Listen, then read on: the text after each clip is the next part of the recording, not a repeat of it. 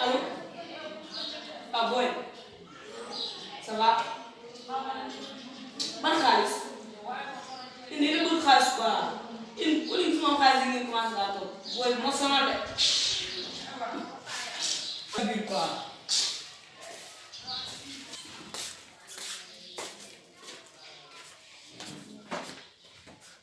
waaw lii nag alaal fu mel ni sama père damay woote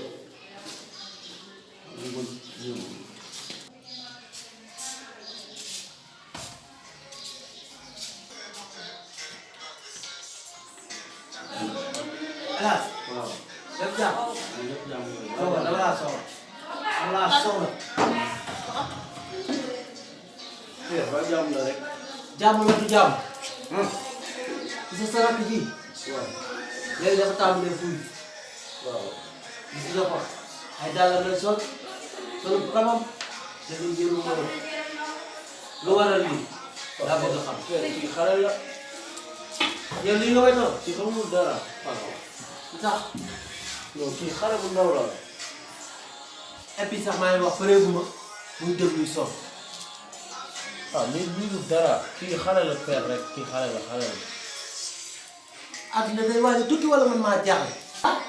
waaw li nga xam waa jàpp si nii papa du dara li wala bëriwul de bu bëri na ni bëriwul waaw góorgóorlu leen nag waaw waaw góorgóorlu leen waaw kii nga di xale rek comme ni nga ko waxee sànq comme waaw dëgg de waaw góorgóorlu leen bu baax waaw merci laay incha allah dana yàlla bu dëgg sànq ba léegi maa ngi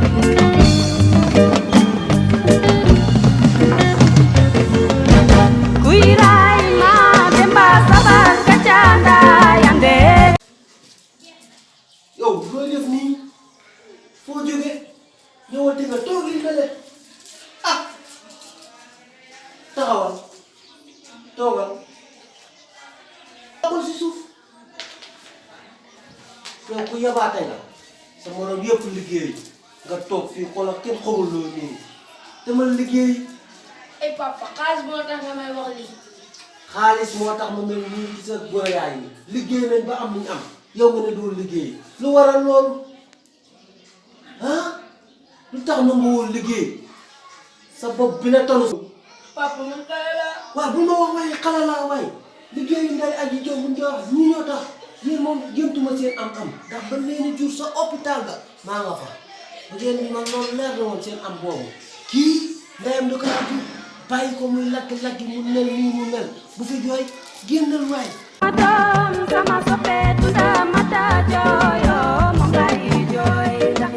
jàll si biir man ah alaas yaa ngi dem si biir. waaw maa ngi jàll si biir góorgóorlu. waaw wala yàlla guddal fan. yàlla baax na leeral. alhamdulilah. ko père yow nekk xaalis nga gëm yow ay waay doom bu wax loolu xaalis samay dundal moo may dundal moom laa am. tey naa ko